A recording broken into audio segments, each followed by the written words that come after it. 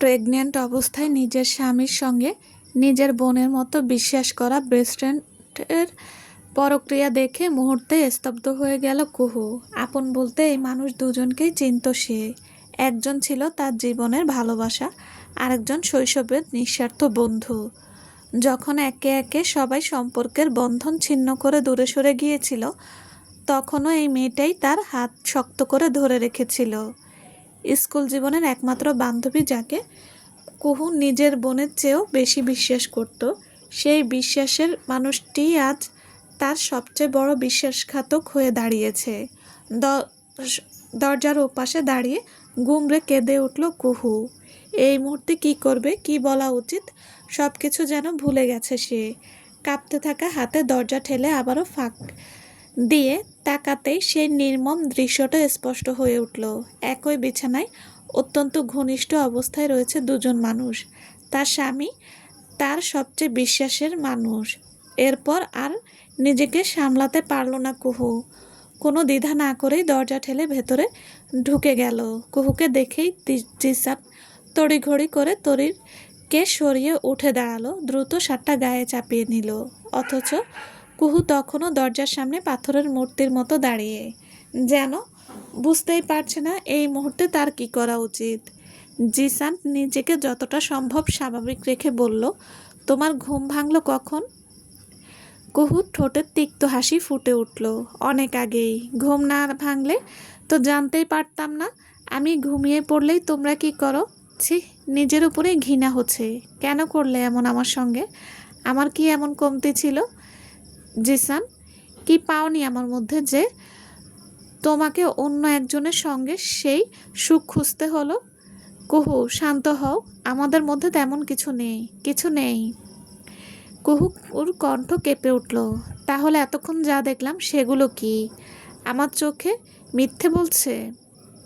জিসান চুপ করে রইল। তার নীরবতাই যেন সব স্বীকার করে নিল। কুহু ধীরে ধীরে তরির সামনে গিয়ে দাঁড়ালো, চোখ দুটো কান্নায় ঝাপসা, তবু দৃষ্টিটা আগুনের মতো জ্বলছে। তুই না আমার বোনের মতো ছিলি, কি করে পারলি আমার সংসারটা ভেঙে দিতে? তোকে তো আমি নিজের থেকেও বেশি বিশ্বাস করতাম। আমার সেই বিশ্বাসের এই দাম দিলি? কথা শেষ না হতেই একের পর এক চড় বসিয়ে দিল তরির গালে। তরি কোনো প্রতিবাদ করল না। জিসান দ্রুত এসে কুহুর হাত চেপে ধরে তরিকে নিজের আড়ালে সরিয়ে নিল। কুহু, তুমি পাগল হয়ে গেছো? ওকে বলো আমার বাড়ি থেকে বেরিয়ে যেতে। না, ও যাবে না। যাবে না মানে? জিসান একবার তরির দিকে তাকিয়ে দৃঢ় গলায় বলল, আমি তরিকে ভালোবাসি। মুহূর্তে কুহুর বুকের ভেতরটা যেন ভেঙে চুরমার হয়ে গেল। তাহলে আমি কে? জিসান নির্বিকার গলায় বলল, তোমাকেও ভালোবাসি। কুহু হঠাৎ উচ্চস্বরে হেসে উঠল। সেই হাসির মধ্যে ছিল অসহায়তা, অপমান আর ভেঙে পড়া একটা মানুষের আর্তনাদ। ভালোবাসা, ভালোবাসলে মানুষ এভাবে প্রতারণা করে না জিসান, কখনোই না। তোমাকে ভালোবেসে আমি আমার পুরো পরিবার ছেড়ে এসেছি। মা বাবার একমাত্র মেয়ে ছিলাম আমি, কোনো কিছুর অভাব ছিল না আমার। তবুও তোমার হাত ধরে সব ছেড়ে এই ছোট্ট 2 রুমের ফ্ল্যাটে এসেছিলাম, কারণ বিশ্বাস করেছিলাম তুমি আমার পৃথিবী। জিসান ঠান্ডা গলায় বলল, আমি তো তোমাকে ছেড়ে দিচ্ছি না কুহু। কুহু মাথা নেড়ে তিক্ত স্বরে বলল, সম্পর্ক শুধু পাশে থাকলেই টিকে থাকে না, বিশ্বাস ভেঙে গেলে মানুষ থেকেও হারিয়ে যায়। আমি আমার স্বামীকে কারো সঙ্গে ভাগ করে নিতে পারবো না। তাহলে চলে যাও।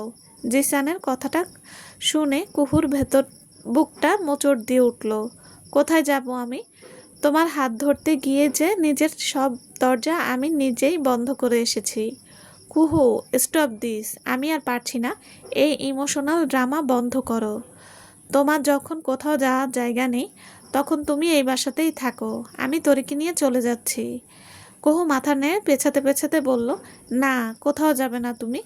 তুমি আমার, শুধুই আমার। আমার জীবনে আর কাউকে তোমার জায়গা দিতে পারবো না। তরি বিরক্ত হয়ে দীর্ঘশ্বাস ফেলল। কুহু, প্লিজ, এই নাটকটা বন্ধ কর। বাস্তবতা মেনে নে। কুহুর চোখ রক্তিম হয়ে উঠল। আমার সংসারে কথা বলার অধিকার তোকে কে দিয়েছে?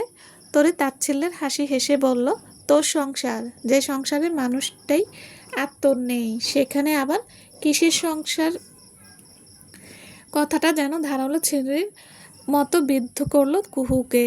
জিসান তোরের হাত শক্ত করে ধরে দরজার দিকে এগিয়ে গেল। কুহু ছুটে গিয়ে দরজার সামনে দুহাত ছড়িয়ে দাঁড়িয়ে পড়ল। আমি তোমাদের যেতে দেব না, কিছুতেই না। জিসানের ধৈর্যের বাঁধ এবার ভেঙে গেল। কুহু সরে দাঁড়াও। না, মরলেও সরব না। এক মুহূর্ত দেরি করলো না জিসান, প্রচণ্ড জোরে কুহুকে ধাক্কা দিয়ে সরিয়ে দিল। ভারসাম্য হারিয়ে কুহু ছিটকে গিয়ে মেঝেতে আছড়ে পড়ল। তীব্র আর্তনাদ তীব্র ব্যথায় তার মুখ থেকে চাপা আর্তনাদ বেরিয়ে এলো, কিন্তু সেই আর্তনাদ শুনেও একবারও ফিরে তাকালো না জিসান। তোরের হাত ধরে দরজা পেরিয়ে বেরিয়ে গেল। দরজাটা বন্ধ হওয়ার শব্দটুকু যেন কুহুর জীবনের শেষ আশ্রয়টাকে নিঃশেষ করে দিল। মেঝেতে পড়ে থাকা কুহু প্রথমে ব্যথাটা টের পেল না। কয়েক সেকেন্ড পর তলপটে অসহ্য যন্ত্রণা মোচড় দিয়ে উঠল। নিঃশ্বাস বন্ধ হয়ে আসার মতো যন্ত্রণা। হঠাৎ উষ্ণ আঠালো কিছু একটা গড়িয়ে পড়তে অনুভব করলো সে। কাঁপতে কাঁপতে নিচে তাকাতেই দেখলো তার পায়ের নিচে লাল রক্ত ছড়িয়ে পড়েছে। 5 মাসের অন্তঃসত্ত্বা কুহুর বুক কেঁপে উঠল। দুহাত দিয়ে নিজের পেট আঁকড়ে ধরে ফুঁপিয়ে উঠল। না না, আমার বাচ্চা। ঘরে তখন আর কেউ নেই।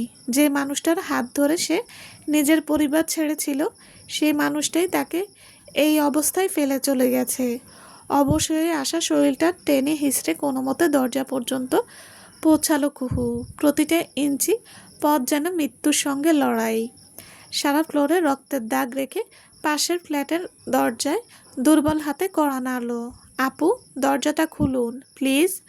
দরজা খুলতেই প্রতিবেশী মহিলা হতভম্ব হয়ে গেলেন। কুহুর মুখ ফ্যাকাশে, ঠোঁট কাঁপছে, কোমর থেকে নিচ পর্যন্ত কাপড় রক্তে ভিজে লাল হয়ে গেছে।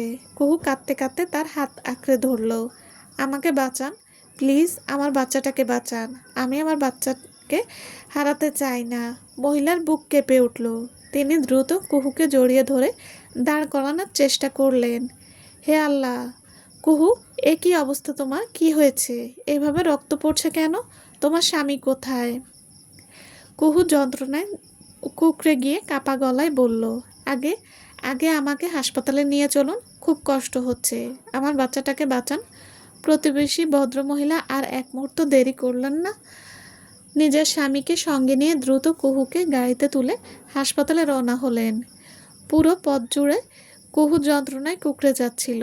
তার দুহাত শক্ত করে নিজের পেটে আঁকড়ে ধরা, ঠোঁট কাঁপছে, নিঃশ্বাস ভারী হয়ে আসছে। ভদ্রমহিলা কুহুর মাথায় হাত বুলিয়ে উদ্বিগ্ন কণ্ঠে বললেন, কুহু, জিসান কোথায়? ওকে ফোন করে তোমার অবস্থার কথা বলো। কুহু আধ খোলা চোখে তাকালো, ঠোঁট কাঁপলো। সে পালিয়েছে গেছে। কথাটা শুনে ভদ্রমহিলা স্তব্ধ হয়ে গেলেন। নিজের 5 মাসের অন্তঃসত্ত্বা স্ত্রীকে এমন অবস্থায় ফেলে কোনো মানুষ কিভাবে চলে যেতে পারে ভাবতেই বুকটা হু হু করে উঠল তার। মনে মনে শুধু একটাই দোয়া করতে লাগলেন, আল্লাহ, মেয়েটার যেন কিছু না হয়। কিছুক্ষণ নীরব থেকে তিনি আবারও বললেন, তাহলে তোমার কোনো আত্মীয়র নম্বর দাও, তাদের খবর দেই। তোমার অবস্থা কিন্তু একদম ভালো না। কুহু চোখ বন্ধ করেই ফিসফিস করে বলল, আমার আমার কেউ নেই। কয়েক সেকেন্ড পর যেন হঠাৎ কিছু মনে পড়ল তার। আমার আম্মুকে একটা ফোন করবেন? অবশ্যই করব, নাম্বারটা বলো। কুহু স্পষ্ট স্বরে নাম্বারটা বলে দিল। ঠিক তখনই হাসপাতালের জরুরি বিভাগে কয়েকজন নার্স এসে স্ট্রেচারে তুলে দ্রুত তাকে ভেতরে নিয়ে গেলেন। এত দ্রুত সব কিছু ঘটল যে নাম্বারটা ঠিকমতো মিলিয়ে দেখার সুযোগ পেলেন না ভদ্রমহিলা। তবুও আর দেরি করলেন না, কাপা হাতে নাম্বারটি কল দিলেন। 2 বার রিং হতেই ফোন রিসিভ হলো। ওপাশ থেকে ভেসে এলো এক নারী কণ্ঠ। হ্যালো, আপনি কি কুহুর পরিবারের কেউ বলছেন?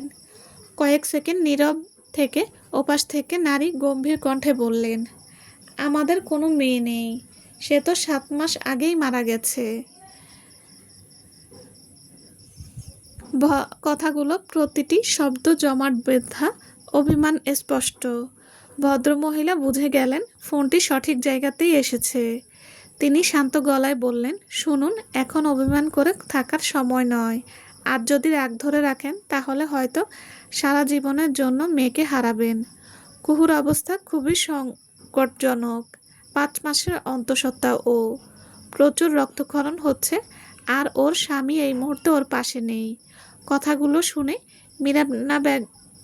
মিনারা বেগমের বুকের ভেতরটা মোচড় দিয়ে উঠল। মাতৃত্বের সব অভিমান এক নিমেষে গলে জল হয়ে গেল। ফোনটা হাত থেকে প্রায় পড়ে যেতে নিতে তিনি কাঁপা গলায় চিৎকার করে উঠলেন, ওগো, তাড়াতাড়ি এসো, আমার কুহুজান ভালো নেই, আমার কুহু। বাকিটা আর বলতে পারলেন না। হাউমাউ কেড়ে কেঁদে অজ্ঞান হয়ে মেঝেতে লুটিয়ে পড়লেন তিনি। ভেতরের ঘর থেকে ছুটে এলেন সেলিম মিয়া। স্ত্রীর মুখে পানি ছিটিয়ে জ্ঞান ফিরিয়ে সব ঘটনা শুনতেই আর এক মুহূর্ত দেরি করলেন না। তড়িঘড়ি করে স্ত্রীকে নিয়ে গাড়িতে উঠলেন। কিন্তু কোন হাসপাতালে যাবেন সেটাই তো জানা নেই। উদ্বিগ্ন হাতে তিনি সঙ্গে সঙ্গে সেই নাম্বারে আবার ফোন দিলেন। আসসালামু আলাইকুম, প্লিজ বলবেন আমার মেয়েকে কোন হাসপাতালে ভর্তি করা হয়েছে?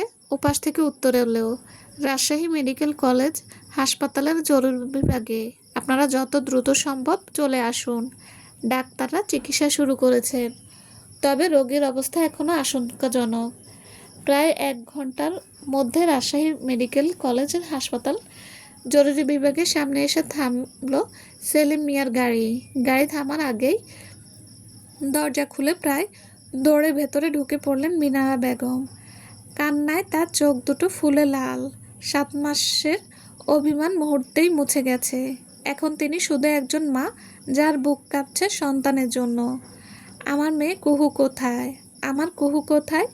ডিউটিরত এক নার্স এগিয়ে এসে তাদের শান্ত করার চেষ্টা করলেন। আপনি রোগীর কি হন? আমি ওর মা। কথাটা বলতে গিয়ে গলা ধরে এলো মিনারা বেগমের। নার্স ধীর কণ্ঠে বললেন, রোগীর অবস্থা বেশ সংকটজনক, ডাক্তাররা চিকিৎসা করছেন, আপনারা একটু ধৈর্য ধরুন। জরুরি বিভাগের ভেতরে তখন সময়ের সঙ্গে পাল্লা দিয়ে চলছে চিকিৎসকের লড়াই। অতিরিক্ত রক্তক্ষরণের কারণে কুহুর শরীর দুর্বল হয়ে পড়েছিল। চিকিৎসকরা প্রথমেই রক্তক্ষরণ নিয়ন্ত্রণের চেষ্টা করছে। একাধিক স্যালাইন চালু করা হয়, প্রয়োজনীয় ইনজেকশন দেওয়া হয় এবং রক্তের নমুনা সংগ্রহ করে জরুরি বিভাগে রক্তের ব্যবস্থা করতে পাঠানো হয়। আলট্রাসোনোগ্রাফি করে নিশ্চিত হওয়া গেল 5 মাসের অনাগত শিশুটিকে আর বাঁচানো সম্ভব হয়নি। শিশুটি মৃত্যুর পর কুহুর শারীরিক ঝুঁকি কমাতে চিকিৎসকরা জরুরি প্রসূতি সংক্রান্ত প্রয়োজনীয় চিকিৎসা সম্পন্ন করেন, যাতে জরায়ুর ভেতরে আর কোনো টিস্যু অবশিষ্ট না থাকে এবং সংক্রমণ বা অতিরিক্ত রক্তক্ষরণের ঝুঁকি কমে। পাশাপাশি শক্তিশালী অ্যান্টিবায়োটিক, ব্যথানাশক ও প্রয়োজনীয় ওষুধ দিলেন। রক্তচাপ, নাড়ির গতি, অক্সিজেনের মাত্রা এবং শ্বাস প্রশ্বাস প্রতি মুহূর্তে নিবিড়ভাবে পর্যবেক্ষণ করা হচ্ছিল। কিন্তু এত কিছুর পরও কুহুর অবস্থা স্থিতিশীল হচ্ছিল না। অতিরিক্ত রক্তক্ষরণে তার রক্তচাপ আশঙ্কাজনকভাবে নেমে গিয়েছিল। বারবার জ্ঞান হারাচ্ছিল সে। শরীরের বিভিন্ন অঙ্গের কার্যকারিতা স্বাভাবিক রাখতে নিবিড় পর্যবেক্ষণের প্রয়োজন দেখা দেয়। অবশেষে সিনিয়র গাইনোলজিস্ট ও অ্যানেস্থেসিয়া বিশেষজ্ঞের পরামর্শে কুহুকে দ্রুত আইসিইউতে স্থানান্তর করা হলো। আইসিইউতে নেওয়ার সময় তার মুখে অক্সিজেনের মাস্ক পরিয়ে দেওয়া হলো। শরীর জুড়ে বিভিন্ন মনিটরের তার, হাতে ক্যানুলা, একের পর এক স্যালাইন ও রক্ত চলতে লাগলো। মনিটরে ক্ষীণ শব্দে ওঠানামা করছিল তার হৃৎপিণ্ডের রেখা। আইসিইউর দরজা বন্ধ করে যেতেই মিনারা বেগম আর নিজেকে সামলাতে পারলেন না। দেওয়ালে হেলান দিয়ে হাউমাউ করে কেঁদে উঠলেন, আল্লাহ, আমার মেয়েটাকে ফিরিয়ে দিন। আমি আর কোনো অভিযোগ করব না, শুধু আমার কুহুকে বাঁচিয়ে দিন। সেলিম মিয়া স্ত্রীর কাঁধে হাত রাখলেও নিজের চোখে জল লুকাতে পারলেন না। ঠিক তখনই আইসিইউ থেকে বেরিয়ে এলেন দায়িত্বরত চিকিৎসক। মুখের মাস্ক নামিয়ে তিনি গম্ভীর কণ্ঠে বললেন, আমরা আপাতত রোগীকে স্থিতিশীল রাখার চেষ্টা করছি, কিন্তু অতিরিক্ত রক্তক্ষরণের কারণে ওর শরীর খুব দুর্বল হয়ে গেছে। অনাগত শিশুটিকে আমরা আর বাঁচাতে পারিনি। এখন আমাদের পুরো মনোযোগ মায়ের জীবন বাঁচানোর দিকে। আগামী 24 ঘন্টা খুবই গুরুত্বপূর্ণ। আপনারা দোয়া করুন। চলবে। আসসালামু আলাইকুম। গল্পটি কেমন লেগেছে প্লিজ জানাবেন। লাইক কমেন্ট অবশ্যই করবেন। আর হ্যাঁ, যারা এখন আমার চ্যানেল সাবস্ক্রাইব করেননি তাদের বলছি, প্লিজ চ্যানেলটি সাবস্ক্রাইব করে পাশে থাকবেন। সবাই ভালো থাকবেন। আল্লাহ হাফেজ।